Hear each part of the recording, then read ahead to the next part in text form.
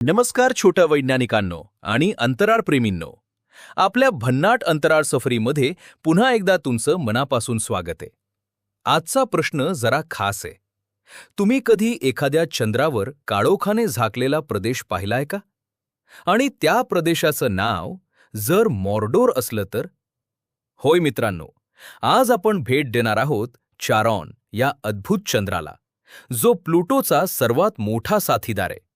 आजचं हे अप्रतिम चित्र न्यू होरायझन्स या अंतराळ यानाने टिपलंय.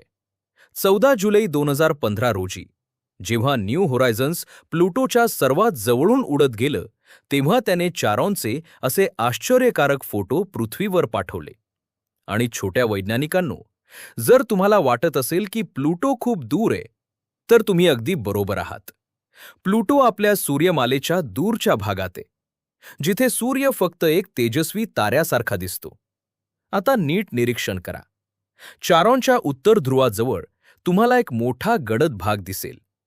या प्रदेशाला वैज्ञानिकांनी नाव दिलं आहे मॉर्डोर मॅक्युला. जर तुमच्यापैकी कुणी द लॉर्ड ऑफ द रिंग्सबद्दल ऐकलं असेल, तर मॉर्डोर हे नाव ओळखीचं वाटेल. हा प्रदेश इतका गडद आणि रहस्यमय दिसतो की त्याला हे नाव अगदी शोभून दिसतं. पण अजूनही वैज्ञानिक पूर्णपणे खात्रीने सांगू शकत नाहीत की हा भाग इतका काळा का आहे. म्हणजेच चारॉन अजूनही काही रहस्य लपून बसला आहे. आजच्या चित्रात तुम्हाला निळे, लाल आणि इतर सुंदर रंग दिसत असतील. पण थोडं थांबा. हे रंग आपल्या डोळ्यांना जसे दिसतात तसे नाहीत. वैज्ञानिकांनी निळ्या, लाल आणि इन्फ्रारेड माहितीचा वापर करून हे रंग अधिक स्पष्ट केले आहेत, जेणेकरून चारॉनच्या पृष्ठभागावरील वेगवेगळे भाग ओळखता येतील. या चित्रातील प्रत्येक छोटासा तपशील सुमारे 2.9 किलोमीटर एवढ्या आकाराचा आहे. म्हणजे वैज्ञानिक चारॉनच्या पृष्ठभागावरील अतिशय बारकावेही पाहू शकतात. आता आणखी एक निरीक्षण चाचणी.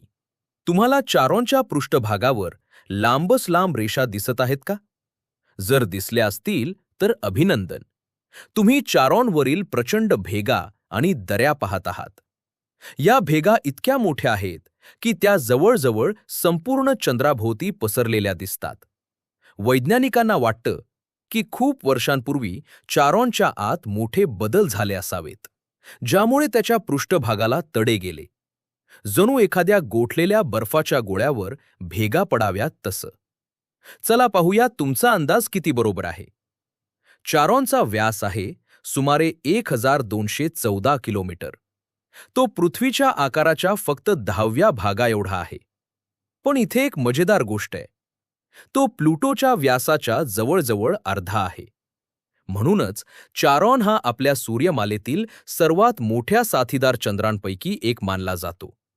दुसऱ्या शब्दात सांगायचं तर, जर प्लुटो आणि चारॉन एक कुटुंब असतील, तर चारॉन हा लहान भाऊ नसून जवळजवळ मोठा भाऊच वाटेल. पण चारॉनचा शोध कसा लागला? आता थोडासा इतिहास. आज आपल्याकडे चारॉनचे इतके सुंदर फोटो आहेत, पण 1978 मध्ये वैज्ञानिकांकडे फक्त धूसर दुर्बिणीचे फोटो होते.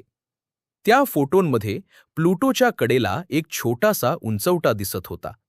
आणि तुमच्यासारख्याच बारकाईनं निरीक्षण करणाऱ्या 2 वैज्ञानिकांनी, जेम्स क्रिस्टी आणि रॉबर्ट हॅरिंग्टन यांनी त्या छोट्याशा उंचवट्याकडे नीट पाहिलं.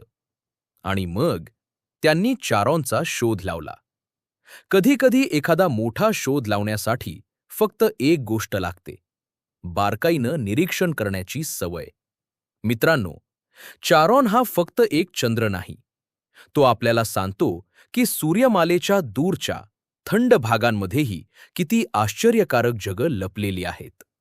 आणि कोण जाणे, भविष्यात आणखी एखादं अंतराळयान चारॉनकडे जाईल आणि त्याची नवीन रहस्य उलगडेल.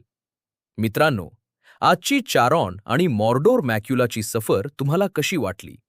व्हिडिओ आवडला असेल तर लाईक करा, शेअर करा आणि अशाच मजेदार, ज्ञानवर्धक आणि रोमांचक अंतराळ सफरींसाठी आपल्या चॅनलला सबस्क्राईब करायला विसरू नका.